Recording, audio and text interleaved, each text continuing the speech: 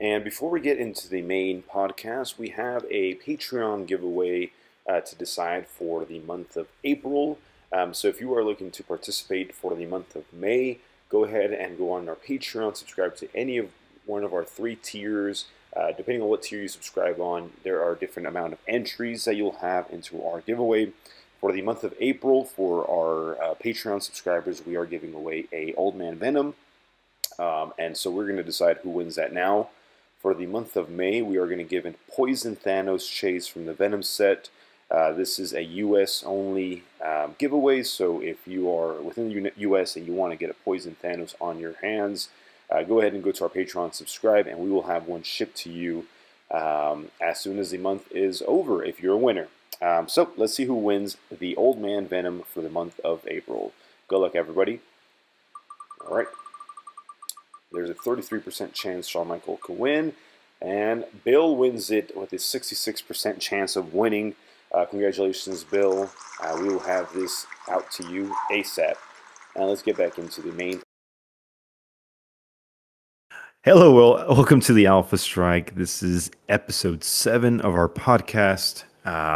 Thank you, everybody that's been listening or watching on YouTube. We're super excited today, to have a special guest with us, Aaron Morgan. Man, what is it? What he's like, the Godfather of Silver, basically at this point. Kind of a one-man army over here. Has his hands full at all times. His shoulders are heavy. He's carrying a whole format on his shoulders. There's a lot to say about this guy, but in simple words, he's a great guy, and we're really lucky to have him. As always, we're also joined by the part-timer, our co-host, Diego Valdez. Yeah. Hello, everyone. Yeah, we got a new nickname, man. But before we get into the episode, Aaron, how you doing, man? Good, man. It's tomorrow's my day off. That's why I don't mind being on so late. It's been a good week. I'm excited going into next week for sure. So Absolutely. Yeah, we have a lot to talk about next week. But before we do, Diego, how you feeling, man? How you been? Pretty good. I feel like every time we're on this podcast, or ever since we started it, um, I've always mentioned the Spurs, but once again, it's a start. The Spurs are still in the playoffs, so That's right. I feel both good and nervous, but mostly good. But not Spurs related. My birthday's coming up, so yeah, it's gonna be fun. So, man, how do you watch basketball and walk up that giant hill all the time? it's possible. It's possible. If there's a way, if there's a will, there's a way, right? Yeah. Exactly. No, absolutely, man, absolutely. This is not, we don't not a basketball podcast, but it's always nice to be refreshed every once in a while with something else to talk about. As you know, we're all humans, we have a million different interests, whether it's sports, books, cars, collectibles, comics, X, Y, and Z. We're all nerds at the end of the day towards one thing or another. But real quick, guys, I got a question. I've been thinking about this for a while, and I want to kind of get your guys' 2 cents on this kind of a dilemma, this human dilemma. If you have teeth, so I usually, whenever I eat beef, like maybe like pulled pork, okay, that's pork, but pulled pork or any sort of like shredded chicken or shredded beef, I have this tendency to get some food stuck in my teeth, between my teeth, I should say. I, obviously go for a toothpick or those little, what do they call, like, flossers. There you go. The flossers, the little like sticks that have the flosser cutouts or whatever. Oh, yeah. Right, the little picks, I guess. Yeah, the floss picks, yeah. I get the food out. My question is, do you guys eat whatever you guys pull out? I think most of us would say yes. I mean, I guess it depends, honestly.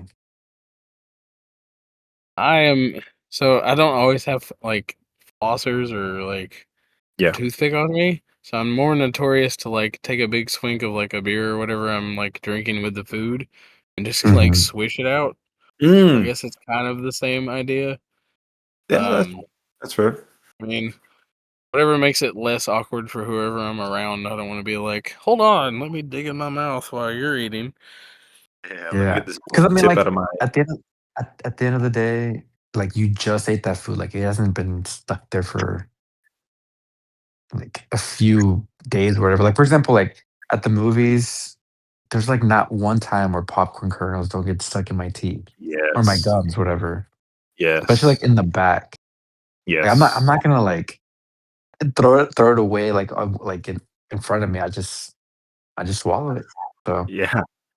Yeah, Yeah. and actually, I do the same thing. I kind of wish I was kind of like the devil's advocate, where I would disagree with you guys, but no, I completely agree. I just toss it back in. I mean, it's more protein, really. Um, real, yes, yes. but I did that with my girlfriend in front of me the other day, and she was like, "Wow, why are you eating that?" It's like it's already cooked. Like if it was raw, then yeah, sure, I guess. But why would I be eating raw food to begin with? So it's already food I was gonna eat anyway, like Diego said. So why not just finish the deed? And so I wanted to get your guys' thoughts on that. Let me know what you guys think listening or watching, what you guys would do if maybe we're wrong and maybe we're being nasty, or maybe there's something like we're not considering. Maybe like if food stays in your mouth or between your teeth for too long, then it becomes like unsafe to actually consume. Maybe it's almost like food staying out too long. But I could But see that being a I possibility. feel like there's somebody I'm listening that has like the small bottles of mouthwash with them all the time. Yeah. I mean, I will say like if you're brushing your teeth Yeah. and I mean, let's be honest, not all of us floss every single night, even though Yeah. you're supposed to. I would Right. probably say like I do it like once a week. But Yeah. like I feel like if you're brushing at least twice a day, then food shouldn't be stuck in your teeth all the time. Yeah. Yeah. It happens to me with berries when I eat a lot of berries. I think it's Oh like yeah. blueberries have a lot of little seeds that get stuck, kind of like the corn kernels from popcorn that you mentioned, Diego. So Blueberries, really? yeah, berry. Is it the blueberries? One of the berries? No, not blueberries. Like maybe raspberries. I think. Raspberries. I think yeah, raspberry have like little seeds that always just land in the perfect spot every single time, and it just bothers me. Mhm. Um, well, thank you guys for being honest with me. Moving on, Yes. man. So, one of the big reasons that we wanted to have Aaron on was because next week is a big week for him specifically, but also for Silver and big for the HeroClix community as a whole. Mhm. We're going to kind of talk about this big event, one of the most popular and enjoyed events in HeroClix as a whole. Is the HeroClix for Huntingtons, the ROC Cup, that is hosted for the first time, right? Nashville? Yes. Yeah, so the first time hosted in Nashville. Previously, it was I'm blanking here, Huntsville, Alabama. Huntsville, Alabama. And that was what, like 4 or 5 years? It's been there for a while now. Good lord. I got in with Rock as a judge, not the judge, but a judge. Yeah. The last time they did Atlanta, and that was Wow. some years ago. I want to say that was Patrick was still doing it back then. Patrick and maybe Yeah. Terry. So, So it's yeah, nothing I new. mean, yeah. It's nothing new to HeroClix, and it's also for a great cause. It's kind of also led by Scott Porter, fairly famous actor, who is kind of the front runner for Huntington's disease and gathering some donations and funds to support a really good cause to hopefully find a cure for Huntington's disease, and so he, as I'm sure most of you guys know, does a lot of unboxings and works really closely with WizKids. And so this is kind of an initiative that ROC, Aaron, Howard, and Scott Porter have kind of been leading the fight in Heroclix. So this is a once a year event. This will be the first time it's held in Nashville. So they're kind of moving around a little bit, which is I'm sure is only means great things because there's such a popular event that it was a little bit hard to host in their previous location back when there was a shop, and so.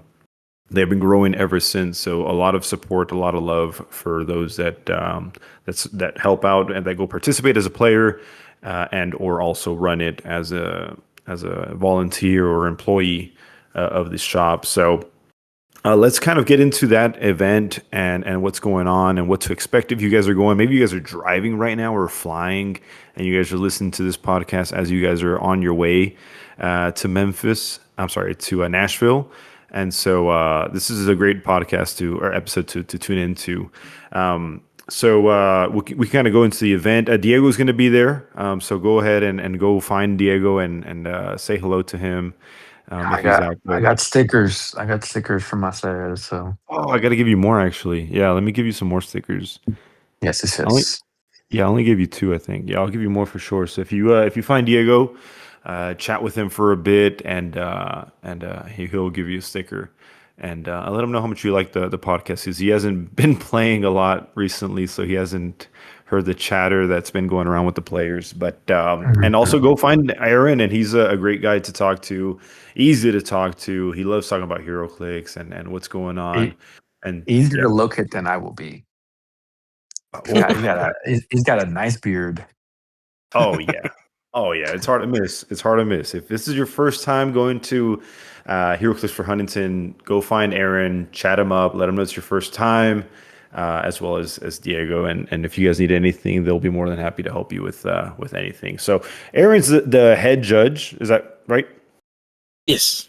Head judge of this event, and so he's gonna be running around. You'll see him if you're playing at all. You'll see him running around. He's quick on his feet. To be answering rules questions or any weird kind of effects that may happen. So there's a couple of new sets that are. Is it Venom's the first one? Strange Souls I've seen some play, but I don't know if it's seen any like big event play. Has it? So the ICs and then the regionals we just did, it definitely got some play in that. That's right. It's out and about. And the Battle World event, there was a lot of 300-point modern events for that to be used too. That's right. And so they're talking about like figures that like were pulled from Strange Tales or what? So, because you don't keep up with stuff, sir. No, Strange Tales was not legal for states. There were some issues within the set, so it missed a chunk of time. Right. And then it kind of got rolled out into all the formats, so like slowly, which is kind of what I was going for. Right. So we could get the things addressed that needed to be addressed. There was so many crazy things in that set. But yeah, so the Battle World event and the ICs and stuff like that, they all kind of really got to experiment and see what was going to stick. And now some things from Strange Tales are coming back up and are entering silver in big ways. I ran into Loki Sorcerer Supreme at our regional, and it was fun to watch a figure I paid a bunch of points for go, I don't have any powers. That sucks.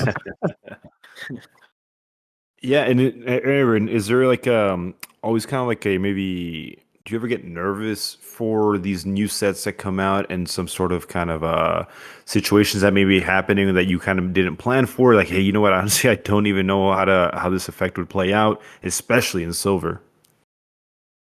So that's kind of the process I'm always in when it comes to new things dropping. I have to really dig into older mechanics and see where they intertwine and what causes problems.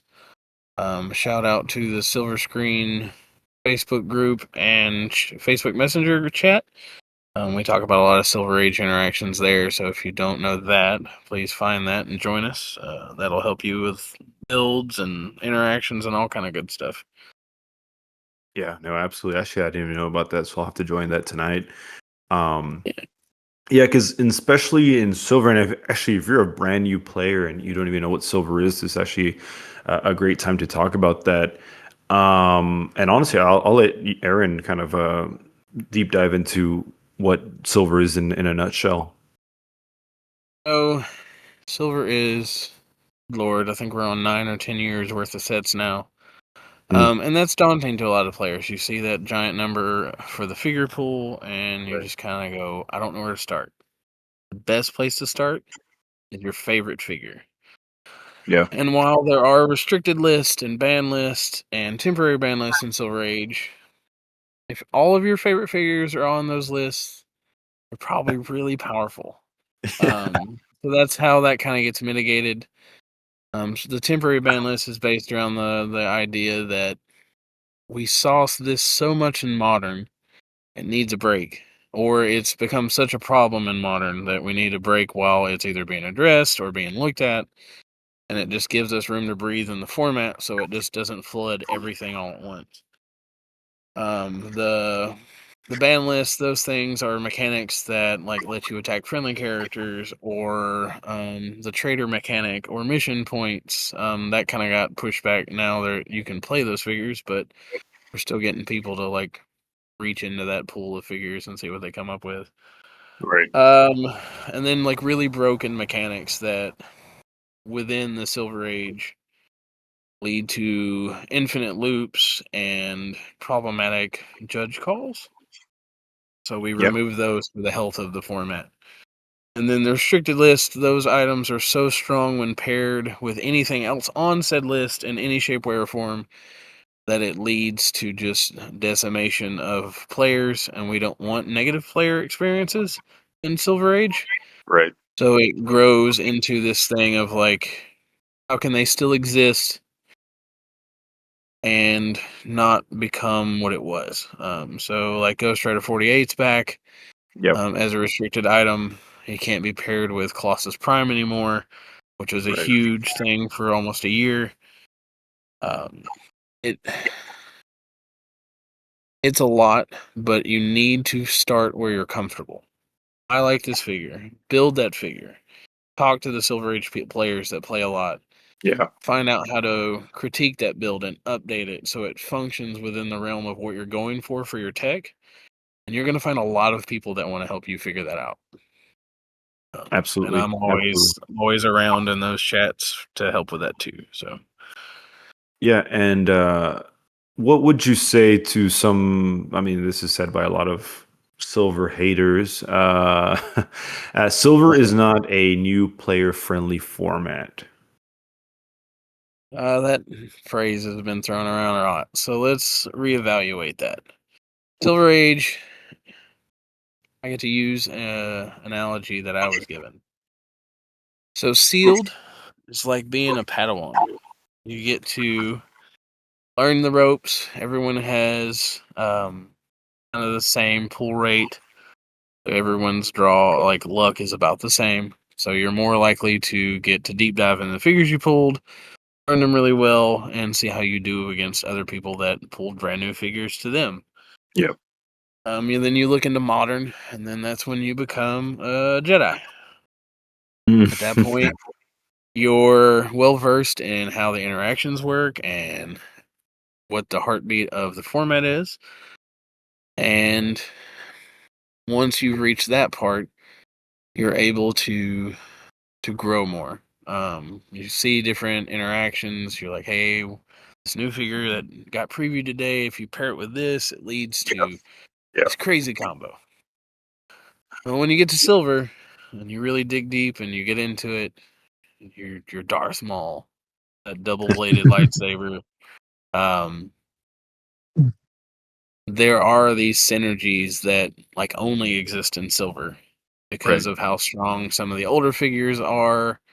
Like one of my favorite old figures is Maria Hill, Pleasant Hill trait. If No. you get if you get right there, you hear that like, oh my god, no, out of Diego.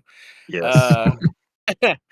Her trait says if you get targeted by mind control, as long as that character has not been damaged, you can say they can't make an attack until my next turn. Right. I don't even actually have to hit you. I just have to Yep. target you. Yep. And then with things like Butterfly or Starro or any of the great mind control figures in the game, that's huge, especially if you run into like a one-man army. Cool, you have Yep. this thing, it can move around the board, it can't punch anybody. And as long as you've got support figures on the map, it's going to stay that way. So, that one's great. Or I'm working on Prime Namor tech for Silver. I think that'll be a lot of fun once he like actually gets in the Silver Age point pool. There's some cool mechanics there, I think. You have to want to like try, and most people that finally make the jump into Silver Diego and try it end up liking it because they were so afraid to wade those waters, and then they realize like, oh, I can do the thing I wanted to do. It's just a hard format to be like, I have the answer, because you can't just solve Silver in one team. Yes. Your team needs to be able to adapt to lots of teams. And I think that's the scary part for most players is like, how do I stop this or that or this and that and this and that? You can't. How do you survive it? How do you fight back? That's what you need to learn. So, at the core, once people get in Silver and like really grasp the core of how to build and stuff like that, they have more fun. Theme teams are everywhere. I love the diversity of the field. Seeing keywords show up that nobody would think twice about taking a top cut. I say this all the time. Like we did states last year, and a scroll theme team took top That's 8. right. That's right. Like, where does that happen? It doesn't happen in modern. I mean, it's hard to get scrolls in modern in general, but Yeah. you wouldn't see that because most of the time modern is A, B, and C, and you're playing one of those things. It's Yeah, just and how it is. another thing is that it's almost an enhancement of modern in the sense that there's unfortunately a lot of figures in modern right now that aren't viable in modern at all. It's not until you toss them into silver where you get an extra 100 points. If it's like a OMA, for example, those extra 100 points really make that character or synergy viable. And so, unfortunately, that's kind of really the only way to play that figure. Example that pops into my mind right now is the Masters of Time Dark Side. Although it became broken, but what I mean is it just wasn't playable character to play in modern because there's absolutely nothing else you can play besides that one character, and then you just swarm it, and before you know it, it's game over. But in silver, given all the little kind of tech that you can build with popping out barriers and allowing him to move several times, and that figure or that character still banned, correct? Yes, he Okay. is. Yeah. Okay. Yeah, I didn't want to like give people ideas like, oh, that sounds crazy. Let me look Well, into I it. And mean, that so like character, we can pivot from Dark Side to like the Sandworm. In right? 300 Modern, you just get the Sandworm. You don't get any Yep. one shots. You don't get anything else. Yep. Now in Silver, you can play him at full because of how we set up to allow him to be played because he's a unique figure. Yes. Now he's got 100 points of support, so you can make a Ghost Realm theme team with Yes. him to give him his penetrating damage and give him access to sideline elements that make him that much better. Yep. Um, it. I like the idea that one-man armies have a home now. Yeah. Whereas, like, hey, like I have this and I can play it at home with my friends. Like, no, I can take this to a tournament now. Yes. And we're getting stronger and stronger one-man armies. So it's Yes. like they're feeding us more, and it's like, all right, I love this. I love that they know that, so we can do these things. Like Null and Silver's gonna be wacky. Yeah. But at the same time, there are answers for Null and Silver. Yeah. Oh, you Fair enough. heal because if you do this thing, cool, you just don't have access to that power now. Or, like Well, Cosmo being like, just No steel energy, no blades, no rollouts. Whatever I need to stop you from like evading my attack, I'm just gonna hit you now. Yeah. Leech saying he doesn't have any powers at all, and like somebody crushing him really quick is a thing that can happen to you. That's right. So, Yeah, they're two completely different formats, which is why I think it's refreshing to switch back and forth every once in a while throughout the year. Because now it's kind of like the silver kind of age, and then later in the year when Worlds comes around, it's just kind of modern. So it's nice to have these kind of seasons, if you will, of different formats that pop up and always keep HeroClix fresh. I don't know exactly what the status of Pulp is. I know it's kind of been wishy-washy as of late, but Pulp as well was a lot of fun and also refreshing. Well, I don't think it's not my favorite format. so Um, I think Pulp with the right guidance can be a really good format. yeah, I 100% think that no matter what the age of it is, I just think it needs the guidance. It yeah, has to have it because like Rare Moon Knight or right, good lord, 200 point Dormammu that just dropped. yes, Those are like cannons in that set. Unless you know how to pivot from what they do, they're just gonna steamroll you. And then in that same breath, like I was excited for Silver Pulp, not just because like oh it's Silver Age, but like I get to try Will's of Vengeance Dracula yeah, and see if I can make him work the way I want him to work. And so that was fun for me for Silver Pulp. And then like we're doing the judge. I'm getting ahead of us now, but like the judge bounty event at the Cup, yes, it's 400 point modern age, and now I'm just like, what do I do? Here's new mechanics I get to try to figure out and see which way I want to lean with it.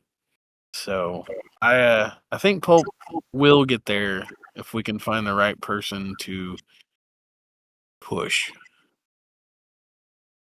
yeah. Maybe that could be Diego. He's got to play first. Yeah, he's I got to know, play I the know. part timer. Part timer. Diego, I mean, real quick, I mean, what's how do you feel about silver now? And maybe we can talk about that. Maybe we could be devil's advocate. Maybe we can just get a little back and forth going. How do you feel about silver right Uh, now? I like what Aaron said is about the one man armies. Right. So, like, that's something that with silver, something I struggle with is building like good teams. So, like, I always try to simplify it, and I just pick a figure that is worth a lot of points. And with this newest set, the Venom set, I feel like either half or more than half of the chases were one man armies. So, um, yeah, that's how I like to build in silver is by picking a one man army. But Yeah. and like Aaron said, like not everyone's gonna be playing that Maria Hill, Right. but like you can't counter everything. Yeah. So, but I do like using one man armies. So, yeah, Yeah. like I don't hate silver. It's just the fact that like you know how competitive I am. Like Yes. I want to be able to win everything. And sometimes I'll try to build a silver team. I just get frustrated because like it just doesn't feel good enough, and I feel like I'm not prepared. But like, So but that's a like with really good like point though. Is how many times have you talked about that team? Because I don't see that in the chat, and I haven't had you like reach out and you're like, hey, what about this? And it really yeah, that's a good point. boils like in your head. You're doing exactly what I said new players look at silver with. There's so much it's daunting. But if you can Yeah, get the people in your corner to talk about, hey, this is what I really want to do, this is the core idea. Yeah. How do we pivot it to give me the best chance in silver? All right, well, some of the staples. Let's look at those characters. What do you do if you run up to Cosmo? Cosmo's got to die. He's got to yeah, go first. Yeah. Or like pivoting to make sure Leech is just deleted. Yeah. hmm Or like the Black Lanterns, like that's going to be a thing. Batman just goes, you don't have this color power, and all right, dog pile. Swamp Thing, Prime Swamp Thing, just deleting reducers. So your you're handicapping yourself by not asking the questions. Yeah. Man, I What do will I say, need like, to? Go ahead. I was gonna say, recently, what's his name? Anthony? Not Barnstable. Yep. Berrigan. Berrigan, yeah. Yeah, he won the silver event. I looked at it, I'm like, dang, this looks exactly not obviously exactly, but it looks very similar to something I would build. And something I played recently, like Arachnite and Blackheart with what else was on there? There's a bunch of mystical stuff. Yeah. I was looking at, I'm Right, like, but if you can win with this so and it's something similar I built.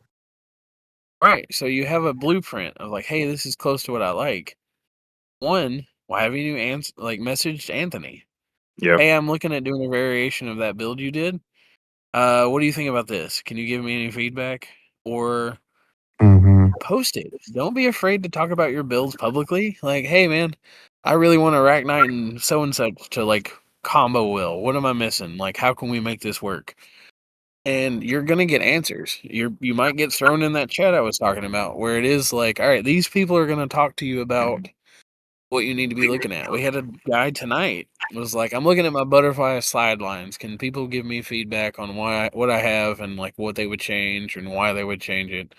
And I think we're at like, hold on, I'll look. Like some crazy number of responses. Yeah, I have like 15 notifications from this chat right now. And it's just, hey, look at changing this one out for somebody said maggot or the kangaroo character. Like, and who plays with kangaroo? Like, True. you know what I mean? Like they're talking about Cosmo and Death Metal Wonder Woman. But not Death Metal. Excuse me. The Yara Wonder Woman from the Generations box set as an option to Oh get yeah, yeah, access yeah. to extra powers. So like all of this stuff is like within reach of any of those players that are just like, I don't think this will do well. Well, let's see what we can tweak to help you make it better so you can prove yourself wrong. You're right, you're right. Basically what you're saying is I should play on Sunday. You should play on Sunday. There's no reason you shouldn't be playing, man. So Like, that's Yeah. that's a perfect segue into the events that are going to be hosted, or the days that are going to be hosted next week. So Heroclix for Huntington spans from May 13th up until May 17th, which is Wednesday to Sunday. And there, each and every day is worth attending, whether you're playing or not. There's a lot of good stuff, a lot of fun stuff happening. So, starting with Wednesday, we have the Tracy Brock Memorial 3v3 welcome event. This one, honestly, is probably one of my favorite events because you can't predict exactly what you're going to be pulling. If this is what is it? Each team will receive 6 boosters to build 3 teams of 300 points each, 3 rounds of Swiss and cut to top 4. Boosters are random from various Heroclix set. So correct me if I'm wrong, Aaron, but you won't know, or the players won't know what sets are going to be played until they show up that day. correct. That's why it's labeled as golden sealed, because even I don't know what they're bringing. So I'll probably So have to update the event to include stuff so people can build their teams. yeah, yeah, But there's always like a player who gets pure golden age. yeah, And that could be like pre-carded figures that need click rings. So if you're coming to HRH for Thursday for that event and you have a click ring, bring it. You're probably gonna need it. yes, yeah, There's the middle player is always some kind of like Silver Age adjacent or Silver Age based set, and then one player is usually modern. But who knows what they do this year? They could like completely change it to like player C is 500 points of I brought yeah. Masters of Time Colossal boosters. Enjoy yourself. Yep. Or Yep. somebody could bring a set that has Masterpiece figures in it, and somebody could pull one Yeah, from yeah. way back in the day. You know how wild that would be? I I mean, pulled it. Don't play it. Put it up. I don't want you to hurt it. You so I mean, hold actually, history in your hand right now. funny enough, no one pulled a masterpiece piece or anything like that. But I don't know if it was the last time or the first time I went to H4H. some of the boosters that were being given out were the Lord of the Rings boosters. Yep, And that so was a lot of fun. that was a lot of fun, man, because that's the first time I've ever seen those in person. Just because Diego and I are so relatively new to when the Lord of the Rings set came out, but that was so fun to see that those players were still being played, and so that's it brings a level of fairness in the sense that you don't know what you're playing with. It brings a level of randomness and intrigue to kind of hey, you know what? I've never played this figure, or maybe I was around, but I never got the chance to play with this one particular figure. Now's the time to do it. So it's a super laid back event. So if you're not super competitive and you still want to compete in some event throughout the weekend or the week, this might be the event for you. I know definitely it is for me because of all the things that we just mentioned, and the pricing throughout the weekend, I must say, is incredible.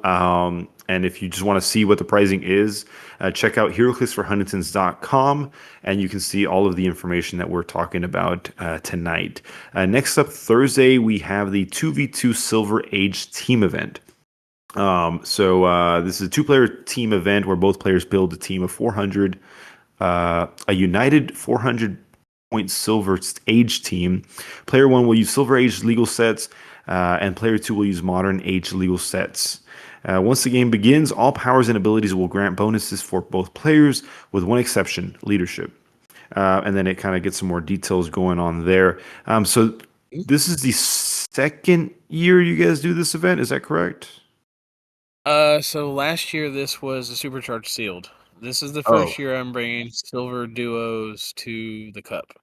Oh, okay. I've been working on 2v2 style events for a couple years now, trying to find the right place. I've usually done them as sealed. Yeah. Kind of got in the mood for this one, and I was like, I want to do something different. I want it to be silver, but I don't know how to break that down. And through Right. talking with Clay and a couple other people, I was like, oh God, we just do how the format is built.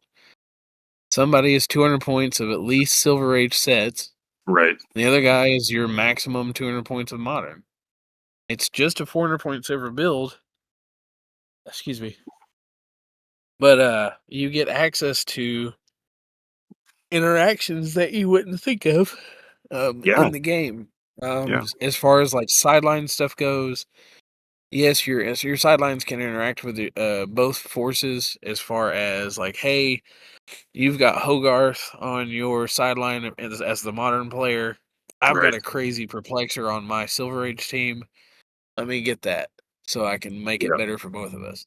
And that's a good way to look at teams. You need to be talking. That's the biggest Right. thing I can say about silver duos is it shouldn't be one person piloting Yes. the two teams. You should be bouncing off of each other the whole event. So Yeah. I'm This is excited for that one. I'm playing with Romy yeah, I on think it's that. gonna be a lot of fun. nice. And so you have your team ready, Dio? And not that you have to talk about it tonight, so they don't spoil anything. But you guys are dead set with a team. It's not fully ready, but we have not even an idea. We know what we're playing. It's just not complete. I Okay. mean, you can guess what Romeo's gonna play. So I just played off of that, Yeah. and just by me saying that, I'm pretty sure you can guess what I'm playing. Yeah. I mean, maybe Aaron may disagree. Maybe it's worth kind of talking about that and not being super dead set on playing a certain style of figures if your opponent, or I'm sorry, your teammate isn't on that same page, or unless you guys are. I mean, So we kind of go ahead. are. I feel like for this one, I see it more as fun than really super competitive. Yeah. Because for me, the times I've gone to this event, it's always sealed and 3v3, and obviously Right. the just single silvers that just feels super competitive, and the pricing just feels crazy. I'm not sure Yeah. what the pricing is for this, especially because it's a new event. But I for can tell me, you. Hold on. yeah, because for me right Let's now, go I'm down like, that this is road a fun because event. it's just as good as any other event. Yes. Really? Um, Okay. top 32 participation prize. Everyone's getting the Battle Royal Bystander pack. So that's Insane. Oh my only gosh. something so far that showed up at Worlds and at King of New Orleans. I think they did do some in CCO after that. But basically, it's a chance at the Collector's Trove equipment or the bystanders or stuff from Deadpool and Weapon X, Next Phase, Black Panther. There are a lot of really good bystanders and equipment in those sets that were hard to get. And so this gives you just here's 4 of them for free for playing in today's event. Yes. Then we look at top 8. All this kind of like builds up to the winner. You're getting Compound Hulk, Daredevil and Elektra, Deity Thor, Maximum Carnage Deathlock, Superior Spider-Man. Some of those are still hard to get. Yes. Top 4, you get the Isaac's map from last year where he won. You're getting 25 rock points. You're getting an X-Men 97 chase booster. You're What getting the? Arctic Batman. You're getting the Black Lantern ring. That's top 4. Yeah. The finalist, so second place, is going to get 50 rock points. And then the top winning team is getting 50 rock points and a factory set of Lantern Legacy. That's That's including insane. That's all like the things that you previously swagged out. mentioned. Yeah. Yeah. It's Now, swagged out. is this, for example, like the Battle Royale Bystander pack, is that one per player or is that one per team? You get one each for A and B players. Yeah, so that's one each. So Yeah, 64 basically. I opened Yeah. one of those at Worlds.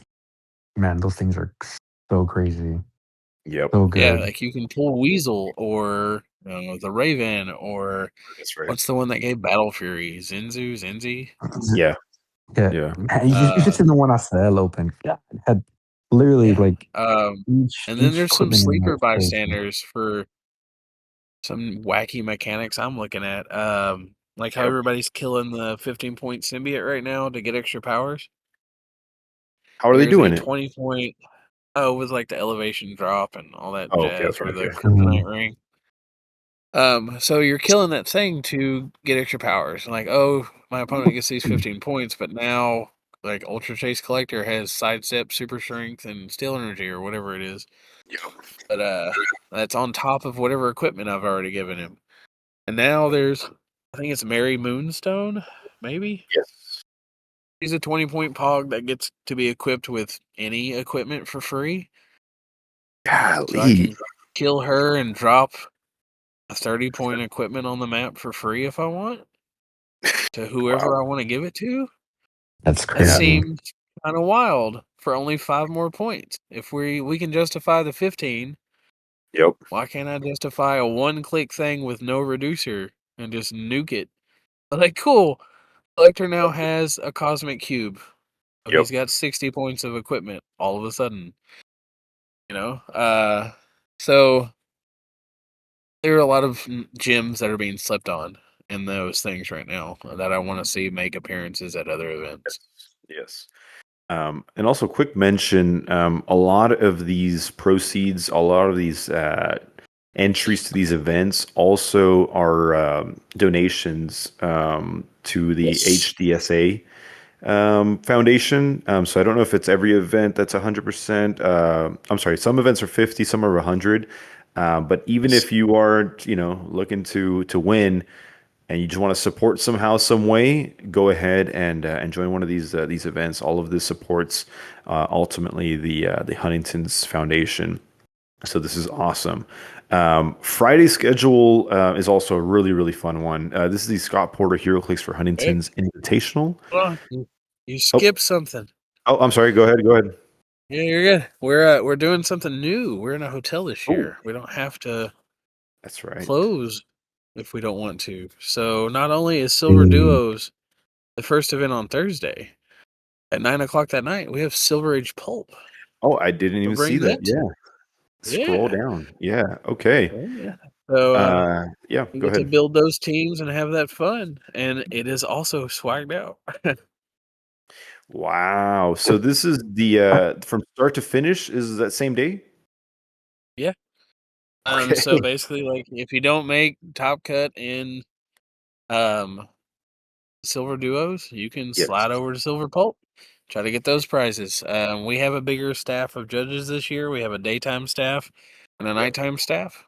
One for work, life, health, and then the other one is like we know there are going to be a lot of people at this event because we are finally in a hotel again. So BRs go till 2 a.m. Like we're rocking and rolling all day long. That's so awesome. Oh, it's so There's exciting. Heroclix everywhere.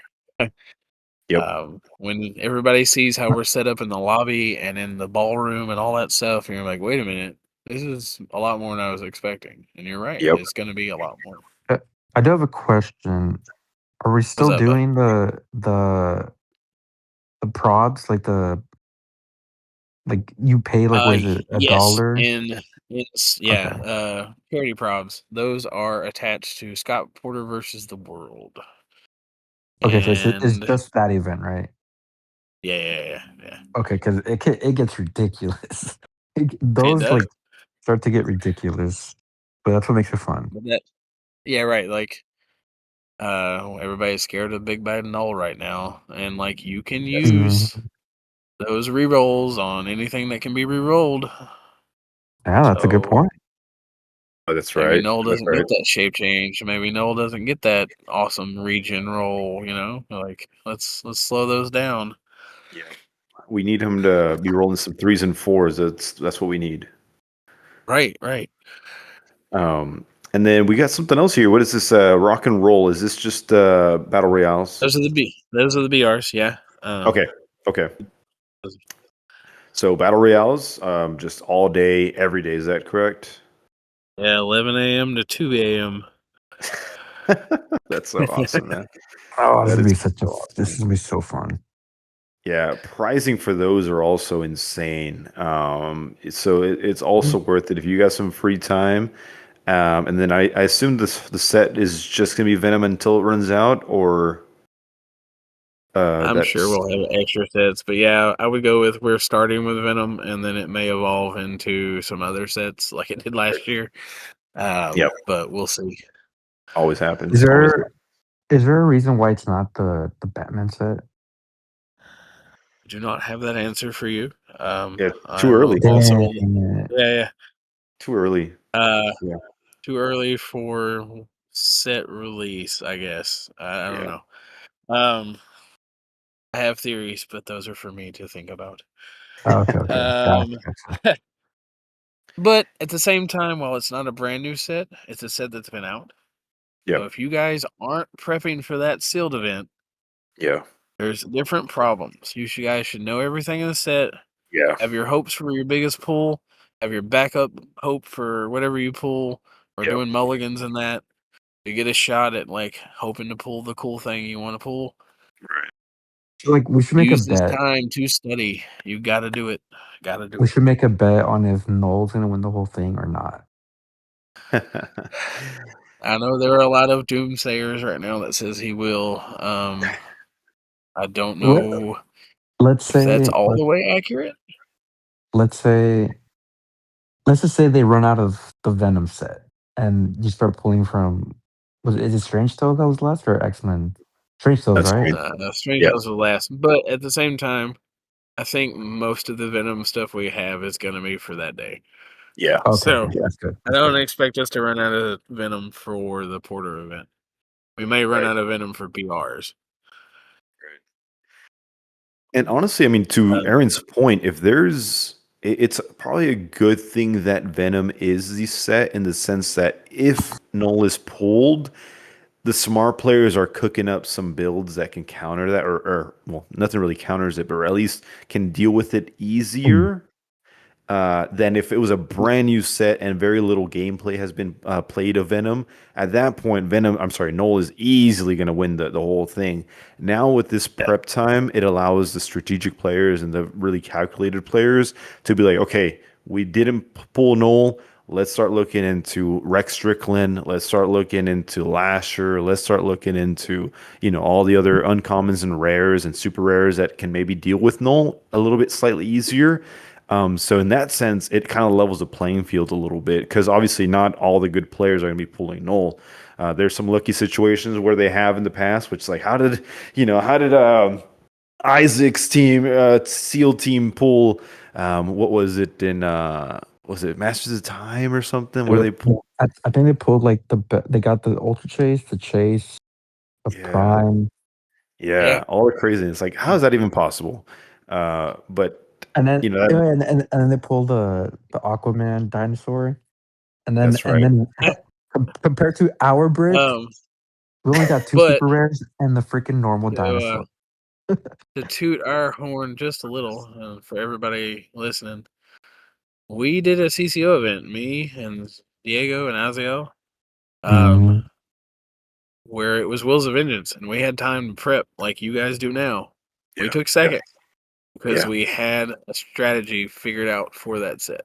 yeah, Oh, that So was so fun. That was so fun. put in that work, figure yeah. out what you need to be looking at. If you don't pull null, how do you beat null? Figure it Yeah. out. You got time. My You do have biggest thing time. I can say right now is do not play a team of the same named character. That's a big no-no. That's right. Null He's got the just kill delete. one and you all Yeah, explode. yeah, that's right. That is right. Which is there any characters that share names? I guess maybe it's just the. Well, I guess there's a The couple. Venoms, the Carnage, the Spider-Mans, like there's a handful that definitely do. Is it? Can it include anything else in the name? I forgot if it I did or don't know. not. It's got to be a character named like Venom. So all the Venoms die. Yeah, It's the yeah, same yeah. idea as Darkseid. That's right. Yeah, there's a Um, couple Venoms and Carnages. You're right. Yep, Spider-Man as well. um, but we got to go back to the 3v3. I got us off Yes. track. Yes. So 3v3 is Friday. This one's super cool, man, because I think it promotes unique modern builds, and that's sometimes hard to come by in a smaller format compared to silver. And so basically, what this is, it's Highlander. Highlander means no character can share, or no two characters can be the same set and set number in your team. But this one is Extreme Highlander in the sense that within your teammates' teams, it also applies that same rule. So no single Heroclix game element can be repeated twice or Mhm. repeated at Except all. for non-standard terrain that still can get around stuff, but um, Got it. excuse me, standard terrain. Right. And so this is super awesome. I don't know how long this format's been a thing or this event's been a thing, but this one's super awesome, man. Because I know that what gets old for a lot of players, new and old and seasoned players, is oh man, here comes another Prime Rogue. Oh man, here comes another Null. That won't be the case in this event. It'll come down to where you're seated, whether you're A, B, or C, and seeing if maybe other teams are kind of seating in a certain manner and try to avoid those, or maybe go for those if you have that alpha null team or not. I know that there's a lot of strategy that's talked amongst teams. Like, no, you got to be the B because usually the B are the heavy players, or no, what, C it's this time. Everybody looks like all the C players are heavy hitters. I know that we did that for our event in Florida when we got second place with Wheels of Vengeance. I never really cared where I was seated, but I thought it was always kind of funny how there's like this strategy to it, to where you're what letter you are. But some teams get like that, and maybe because Aaron was so strategic at the time is why we played so high as well during that event. And so, what are some thoughts on this event, Aaron? This one's fun. We've always had a variation of 3v3 Extreme Highlander, whether it's silver, whether it's modern. I did up it to 400 this year. I Yes. want to see what happens with that. So you definitely got to watch out for Beetlejuice. You got to watch out for Loki, Sorcerer Supreme. Yeah. The Hydra. Oh my God, can you Oh, imagine a Hydra at full points It, with support? Oh it was boy. wait, Um, it was 300 before. yeah, a while ago we did 303v3. Interesting. So I remember when we went, it was silver before, right? It wasn't modern. Yes. Yeah, it was silver, so it was 400 back then. Yeah, I remember doing that with SL and James. That was fun. That Um, was so fun. That's right. That's it right. was. Sorry, but No, you're good, man. It's but that's the core of this event. You guys keep reminiscing of how fun your time has been at the event. That's what we're Yes. going for. Yes. So Mhm. we push for these new ideas and this new style for formats and team events and all these great things because it excites people. I get to Yes. try something I've not done before because player A wants to use Null. Player B wants to use Beetlejuice Tech. Yep. Player C wants to run Ultra Chase Collector. Cool, you Yep. can do that, and we'll have plenty of points to figure out how to make them great. Yes. Yes. Yeah. So, Aaron, do you have a strategy for teams that maybe don't have a place to start right now for building for this event? Where would a team have find the most success in building 3 teams out of modern for this The event? core of any of these style events is always what's your play style? What are the figures you like right now? Am I the only player that likes that play style? Then Right. let me have that play style. If, like Diego said earlier, he likes his one man armies, well, give that Yep. man a one man army. Yep. Let him do his thing. He needs to make Which sure he's is right balanced out yeah, really right. well. And I will be playing with Um, man. and Sort of. so when when you get to that level of hey, let me do my thing. I need this, this, and this to make the thing work. All right. Does my team get affected by that at all? No? Cool. You can have those. Player C, is your team affected by what he needs? No. Great. All right, your team's figured out. Let's get you your maps. Let's get your equipment and sideline stuff. And all right, now let's focus on player B. I run this tech. I found these items that I like playing. Player A isn't obviously using them. Player C, does this invade your playstyle? No? Cool. We're locked Right. in. Let's get the equipment. Let's get the sideline. Let's get the maps. All Yeah. right, Player C, you said you like that. Let's figure that out for you. We know you can't use these things. So Right. what do you need that makes your tech stronger in this point format? It's so much fun to theory craft and build this out. Yes. That's really the driving point. Is you're gonna have fun. The teams are gonna be wild because it's 400 modern, but they're not gonna be the same. Yep. You Yep. might run into, depending on the lane you're in, you might run into all right, I gotta fight the one man armies because everyone in my lane picked them. But Yeah. you should be prepared for that. Figure out the Yeah. balance. Mhm. Absolutely. Yeah. It's gonna be fun to see what teams are being built. Because there's always one player that that gets a little screwed over in the sense like, hey man, I really wanted to play that Beetlejuice, but man, my B player wants to play him, or he won the rock paper scissors, Matt. so he's gonna play him. Yeah, so I'm left with everything else. That's where the fun teams I feel like kind of come out of as well. Like, oh man, let's see what the Hydra's got with Prime Cable and reverse. No, I guess reverse slash is a Prime as well. But that's where the fun kind of inventive teams come from. So it's gonna be cool to see. Right. You guys gotta keep me posted on that. Yeah, Yep.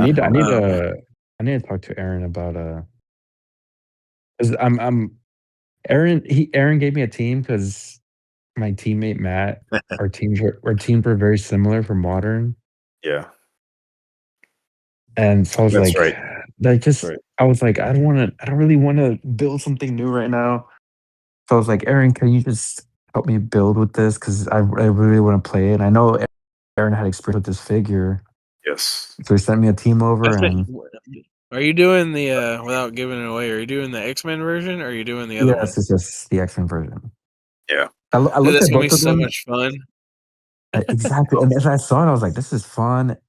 And I have that figure and I've had it for so long and I never played it. So Yep. I think the only time I played it was in sealed. So Yep. didn't even get to use him to his full Yeah. Fair enough. Potential, yeah. And now you're so in. It's not affecting your teammates at all, and yep. that's gonna surprise people. It's gonna be so fun to watch, Absolutely. how it does and how you adapt to learn how to play it.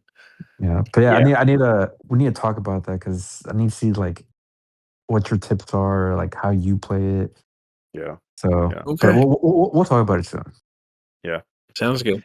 And so that same day, this same Friday, it's similar to Thursday, is that right after this 3v3 400-point Modern Age Extreme Lander event ends, or it might Oh, even be at the same time as it's going. Aaron, will people? Okay, well, what I'm trying to say is that at 7 p.m. that same day, the Silver Age World Championship quarterfinals begin. Um, will it interfere at all with people playing that first event? Um, so again, it's more than likely gonna wrap up right before if I did all the math so far. We're looking at 12 teams. I think we're gonna be okay, even with a break Okay. worked in there.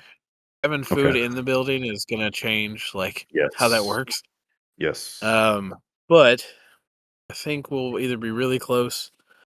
Um, I would say if you don't have the full 200 points you need to play on Sunday, then I think you have a choice to make. You need to be able Yes. to jump in the quarterfinals, or you just need to win. Yeah. Hold on, let me double check that. The 3v3 is giving out rock points too. Let's see. Top It. 16 gets 15, top 8 gets 20, Yes. top 4 get 25, top 2 get 50. sorry, top second place gets 50, and the Yep. winners get 100 points each. Right. So depending on how you place, if you're like rocking out the top cut, you may need to ride it out to get those points you need. That's But if right. you're not in top cut, I would probably say you should shift and get ready for those the quarterfinals. Right. That's always a thing. I will definitely say if you're brand new to how we do the points at the ROC Cup, playing in the quarterfinals as your starting point is always a fun event for the players that need to jump in there. And I always do something nice for those players. I'm going to try to keep that tradition going. We'll see how that works out, depending on how many players jump in that event. Yeah. I do need to adjust the time on an event because I am not playing at midnight. I That's right. That's right. think, yeah. So after the quarterfinals, probably a couple hours in, we are going to do the Judge Bounty. It's a fun 400 modern pulp event where there'll be like 5 judges in that event minimum. Where we're gonna have bounty items on the back of our shirts. If you beat us, you collect those bounty items. If we beat you, we add more to our bounty and keep going. Damn. So there's some nice LEs that are gonna get tossed in there, and come get some. We're gonna have some other fun stuff for the judges to hand out if you do beat us in that event. But you won't see those until the day of. That's sick, man. That's sick. And it's also worth mentioning, and I think we'll get into those in a bit, is that there's a lot of new LEs that are being debuted throughout this event. And so Yep. to see what these are, they're on HC units already, but you can also check out um, what were they on? Was it the WizKids Facebook or YouTube with Scott Porter? Porter? And Yes. yes, and he debuted or revealed a lot of the new LEs that will be, like I mentioned, debuted at this event, and they're so cool, man. They're so freaking cool. There's an Atuma in there. Uh, there's a couple Yeah. strange. I was about to say Yep. strange cells, Stranger Yep. Things characters that Eddie are. and Eddie in the demo Eddie pack. Munson is insane. Yeah. Yeah, Yep. yeah, Eddie's we gonna get can. played. Yes, a He's lot, gonna be everywhere. a I lot. need to keep track of Eddie, not only for like silver data, but I need to see how many people play Master of Puppets every time they main force Eddie. Hope it's every time, man. It at least deserves it. It at least deserves it at the very least. Face it That that sounds first like couple something of Kenny notes, will do. man. um, and anything else for Friday before we move on to Saturday? No, I think that's pretty solid. It's gonna be a jam-packed day. Oh yeah, you're gonna be busy, man. The whole staff. Quick shout out to those. I know it hasn't happened yet, but the staff, you guys are killing it. You guys are doing great. You guys did great. You guys are gonna do great, past, present, and future. Massive shout out to everybody that kind of coordinates to make these events happen. I know there's a lot of work that goes into behind the scenes that us, the players, the spectators, can't appreciate. So we have Aaron here. So thank you, Aaron, for making this happen, man, and all the time that you spend throughout the year to allow the players and the fans to come and hang out with you guys and just communicate, man, and have fun. That's the best. That's the best part of it. I'm not gonna lie. Playing in the events and seeing everybody and talking shop and how'd you do this or what are you looking Yeah, at for this? Like yeah, love like talking that shop. It yeah. adds that connection of community that you can't get anywhere else. Agreed, man. Agreed. I couldn't have said it better myself. Um, Saturday is Scott Porter versus the World. Now, this is also an insane, super fun event. Scott Porter, the man we love, the man we hear his voice. We see him on TV, on Netflix, on Marvel Rivals. The man, Video the myth, the games, yeah. legend. Which, by the way, he's going to be there throughout the weekend. I believe. Is that fair to say, Aaron? He's gonna be there the whole event actually Okay. this time. Okay, Yeah. perfect. So he's a super friendly guy, super welcoming guy. Don't be intimidated. He's happy to talk HeroClix. He's happy to talk comics, all the nerdy stuff. He's actually really happy to sign your Scott Porter Ellie's if you have those, your maps if you win any, really anything. So feel free to reach out and hang out and chat with Scott. I know. So this is yeah. Go ahead. I know, just for outside of this event, so everybody knows, Scott has said this himself, but I want to repeat it just so if they miss that. Scott will randomly jump in BRs throughout the whole weekend. Yes. So if there's a 3-person pod and he can jump in it, you could Yeah. randomly play Scott Porter there too. So just keep Yes. that in mind. And he knows his stuff. Don't underestimate. He's like, oh, he's Hollywood or whatever. No. He No, he can he he can deal plays. a couple crit hits. Yes, he can play. He can roll. Do not underestimate him. So this is his event, Scott Porter versus World. He is a player in this event. He also will pull from Venom set sealed. So this is a 300-point sealed event. As we've talked a little bit beforehand, it's just Venom. And so this is a really cool event. It really kind of levels the playing field up until you pull a null. But besides that, it's all fair game. I think Venom's a great sealed event. Like Diego mentioned, most of the chases are one-man armies. So even if you don't pull a null, you pull another chase, chances are you have a pretty solid figure to build around or build with. Imagine You want if Scott Porter pulls no. oh That'd be What crazy, are you dude. gonna do? ooh. Ooh, if Scott Porter wins the Scott Porter versus the world, that's insane. That's insane bragging rights. That's That That'd is, insane bragging that would rights. be the first time it's happened. Can you imagine if he actually pulls that off? That'll be Oh my wild. I kind of hope gosh. that happens now. Yeah, that'd be actually awesome. That would be so awesome. And so yeah, I mean this is the event. Not much to say about it in the sense that it's it's sealed. We know how sealed works. Um with the pricing is insane. I Legion flight rings. Oh I yeah, do that's right. Yeah, go ahead. Yeah. I do have one question though. What What's up? happens if someone pulls that booster that has only one figure and the rest is just like They will be taken care of. So do not fret. okay, that's good. Viz Kids has coordinated with the Rock to address that if it comes up. So if you pull one, please flag down a judge when you open your boosters, and we will help you out. That's Nice. awesome. Okay. That's awesome. Yeah, Anyway, and what were we no, and saying I about the mean rings? no, I mean it's worth mentioning. It's a great point, Diego, because yeah, pulling that is a little unfortunate. It Um, automatically, as a player, especially as a competitive player, pulling that booster, you're automatically like, okay, it's time to mulligan, and there goes another, 30, there's 40 mm, bucks. And so the fact that they're willing to work with you is super awesome, and that just kind of shows that it's not about the money, it's not about who wins, it's about having a good time. And if that's not allowing some players to have a good time, that's something that they take into consideration. So our hat tips off to WizKids and co. No, I was gonna say that the pricing once again super insane. There's some new Scott Porter map, designed map variant that's in here. Chase boosters off the wazoo. Everybody's getting something. Everybody's getting something, kind of like that Oprah meme. You get one, you get one, you get one. Everybody's getting something on this one. And then Thunderbolt's factory set to be for the winner. Let's not get ahead of myself. For the winner, Thunderbolt's factory set to be delivered in pre-release window of Thunderbolt set. That is super cool. It's not even the Batman Oh, one. that's It's one awesome. right after that. So the winner will be well off. And that is insane, man. This is one I wish I was just there, just to kind of just watch what everybody pulls. Seeing people build teams in 10 minutes is also super fun to see.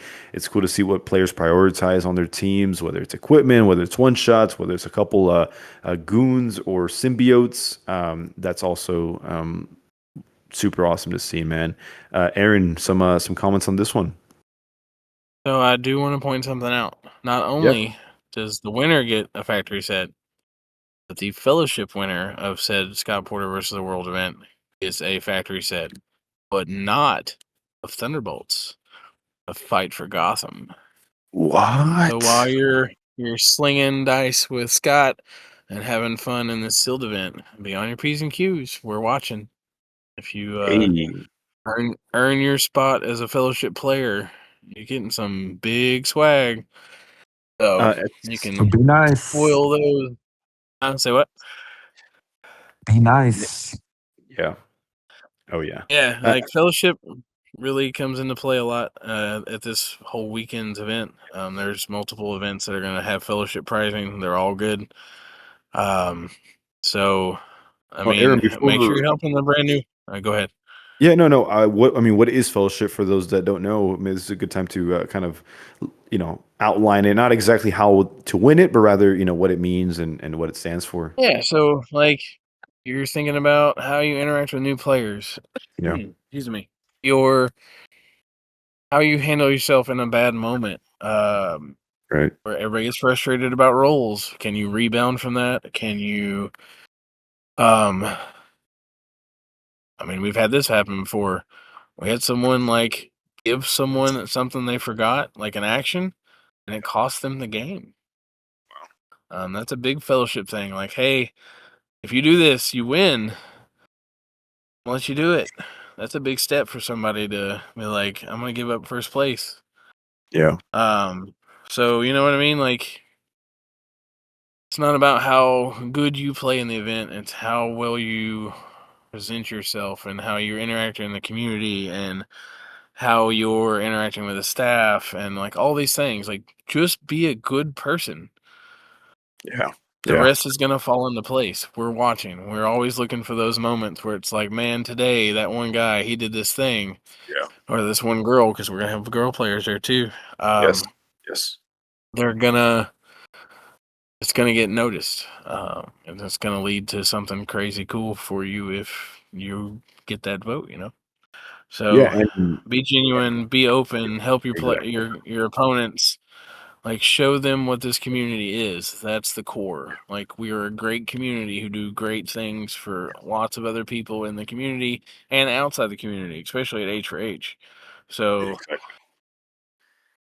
let's see what you got. Yeah, absolutely. I mean, kind of like to piggyback off of Aaron's points, be genuine is a big one. Aaron and his team and everybody else there have done this for a couple of years, so they know what genuine to be genuine and to be real, to be transparent is. So don't just put up an act for the while Aaron's looking at you. um, Right. Also, Heroclix, like a lot of other board games or TCGs, it is a 1v1, so it can get pretty competitive with you and your opponent. So the inclusion of the fellowship prize is an awesome thing to be just to remember that, hey, at the end of the day, we're human. We all came here. Maybe we took some time off work. Maybe we're staying away from family for a weekend.